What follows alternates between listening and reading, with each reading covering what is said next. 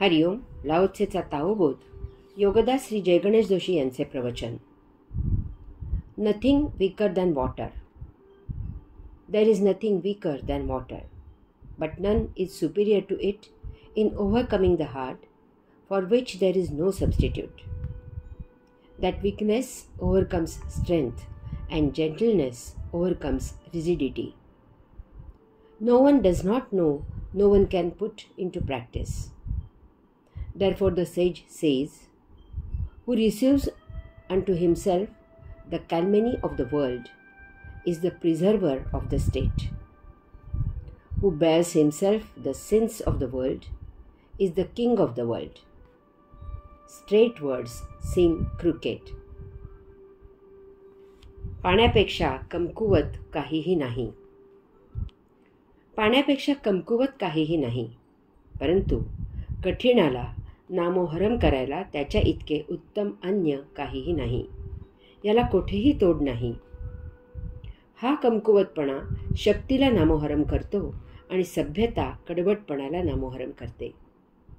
हे कोणालाही समजत नाही. कोणीही हे प्रत्यक्ष आचरणात उतरवत नाही. म्हणून योगी म्हणतात की जो जगातील निंदा नालस्ती स्वतःवर ओढवून घेतो तो राज्याचा तारणहार असतो. तो जगातील पाप स्वतःवर ओढवून घेतो तो जगताचा स्वामी असतो. साधे सरळ शब्द चक्रम असल्यासारखे वाटतात. अबलेतील सबलता भाग 1. लाओत्से सांगतो की पाण्यापेक्षा कमकुवत काहीही नाही, परंतु कठीणाला नामोहरम करायला त्याच्या इतके उत्तम अन्य काहीही नाही. याला कोठेही तोड नाही. आपण आता ताओबोधाच्या शेवटच्या टोकाला यात्रा करत आहोत. येथे लाओत्से पुन्हा एकदा त्याचे पाणी हे लाडके उदाहरण देत आहे आणि त्याचे ते तितकेच लाडके स्त्रैण तत्त्वज्ञान सांगत आहे. लाओत्सेचे म्हणणे असे आहे की अबलेत सबलता आहे ती वेळीच ओळखावी, त्यातील सृजनशक्ती जाणावी आणि तिचा सदुपयोग करावा.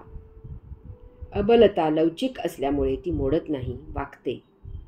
यामुळे तेथे सृजनशक्ती, प्रेम, माया, ममता, वात्सल्य, करुणा, सेवाभाव, भक्तिभाव इत्यादी असे सबलतेत न आढळणारे अति आदरणीय असे गुण आहेत. यास्तव अबलतेचा अवमान करू नये, तिचा सन्मान करावा. त्यातच सर्वांचे भले आहे. पाणी कशालाही विरोध करत नाही की कधी कोणावर आक्रमण करत नाही. त्याला प्रतिरोध झाला तर ते सहन करत तशाही परिस्थितीत ते आपले काम सुरूच ठेवते. याबाबत पाण्यासारखे अन्य काहीही नाही, त्याला अन्य पर्याय नाही. पाणी प्रवाहित असते. त्या प्रवाहाच्या मार्गात काही अडथळा आला तर पाणी त्याला प्रतिरोध न करता त्याला वळसा घालून ते पुढे जाते. त्यातून ते पुढे जाऊ शकले नाही तर ते तेथेच साचून राहते. त्याचा जलाशय तयार होतो. जवळपासच्या सर्वांना पाणी मिळते. जलाशयातील पाण्याची वाफ होते आणि दूरवरच्यांना पावसाच्या माध्यमातून पाणी मिळते. पाणी निराकार आहे. ते ज्या भांड्यात ठेवावे त्या भांड्याचे ते आकार धारण करते. पाण्याचे बर्फ झाले तर त्यात काठिण्य येते आणि त्याची तात्पुरती ताकदही वाढते. कारण बर्फाला उष्णता मिळाली की त्या बर्फाचे पुन्हा पाणी होते. हीच उष्णता आणखी तीव्र झाली तर पाण्याची वाफ होते. वाफेची ही ताकद भरपूर असते. त्यावर इंजिने चालतात. पाणी जोरात प्रवाहित झाले तर त्यामुळे टर्बाईन चालवून वीज निर्मिती होते. पाणी प्रवाहित होते त्यामुळे त्याला जीवन असेही म्हणतात. पाण्यात अनेक जलचर प्राणी जीवन जगतात. मानव पाण्यामुळे जीवित राहतो. सजीव अन्नाशिवाय काही दिवस जगू शकतो, परंतु तो पाण्याशिवाय काही तासही राहू शकत नाही. पाणी फार काळ साचले तर त्यात असंख्य किडे होतात आणि ते सजीवांना प्यायला निरुपयोगी होते. यामुळे वाहते पाणी शुद्ध असते.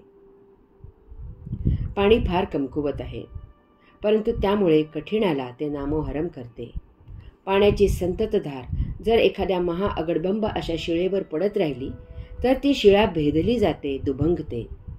एखाद्या चट्टानाला पाणी जर सतत धडकत राहिले तर ते चट्टान झिजू लागते. पाण्याच्या लाटा फार अकराळ विक्राळ असे रौद्र रूप धारण करून तांडव नृत्य करतात. सुनामीचा, प्रलय, जगाने अनुभवलेला आहे. सजीवांना जीवन देणाऱ्या पाण्यातच शेवटी विश्वाचा विनाश, प्रलय होणार असतो. पाणीच शेवटी सर्वांना सामावून घेणारे असते.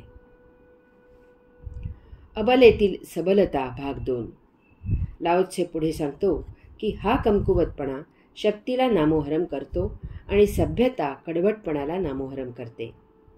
हे कोणालाही समजत नाही. कोणीही हे प्रत्यक्ष आचरणात उतरवत नाहीत. जेव्हा एखादा तावातावाने भांडू लागतो आणि त्याला त्याच्या विरुद्ध बाजूने तसेच प्रत्युत्तर दिले जाते, तेव्हा त्या भांडणाऱ्याला त्याच्या भांडणाचे सार्थक झाल्यासारखे वाटते की मी जे भांडण करत आहे ते योग्यच आहे. हा समोरचा माझा प्रतिस्पर्धीही जणू काही याची वाटच पाहत होता. त्याच्याकडेही माझ्या भांडणाच्या कारणांना तोडीस तोड उत्तरे तयार आहेत. पहा कसा माझ्यावर तुटून पडत आहे. माझ्या एकेका मुद्द्याचे पहा कसे खंडन करत आहे. त्यानेही याची तयारी अगोदरच केलेली दिसत आहे. यात भांडण करणाऱ्याला मौज येते. तो त्याचा तथाकथित आनंद घेतो. त्यातच आजूबाजूला बघे श्रोते जमतात आणि विनासायास चालून आलेली आयतीच करमणूक करून घेतात. इकडे याचा अहंकार सुखावतो. परंतु या भांडकुदळाला एखादा असा भेटतो की तो याच्या भांडणाला थंड प्रतिसाद देतो. तो याला काहीही म्हणजे काहीही प्रत्युत्तर देत नाही. तो शांत, प्रशांत, थंडगार असतो. आपले काम करत असतो. हा भांडकुदळ भांडतो आणि प्रतिसाद नसल्यामुळे निराश होतो. स्वतःवरच चिडतो आणि तरातरा तेथून निघून जातो. यात त्याची किती ऊर्जा विनाकारण वाया गेली याचा काय अंदाज आहे? हेच त्याला शांतपणे समजावून सांगता आले असते. कदाचित त्या समजूतदारपणाला प्रतिसाद मिळाला असता. त्यातून प्रतिसाद मिळाला नसता तर निदान ती भांडणात वाया घालवलेली ऊर्जा तरी वाचली असती, हे नक्की. आपल्याला माहीत आहे की जेव्हा तुफान येते, वादळ येते, तेव्हा ताठ उभी असलेली मोठमोठी झाडे मोडतात, उन्मळून पडतात. परंतु छोटी छोटी लबाळी त्या तुफानामुळे, वादळामुळे खाली वागतात आणि तुफान, वादळ शांत झाले की ती पुन्हा उभारी घेतात. चतुर स्त्री नवऱ्याशी कधीही वाद घालत नाही. ती शांत असते आणि संधी पाहून तिला पाहिजे तसेच करून घेते.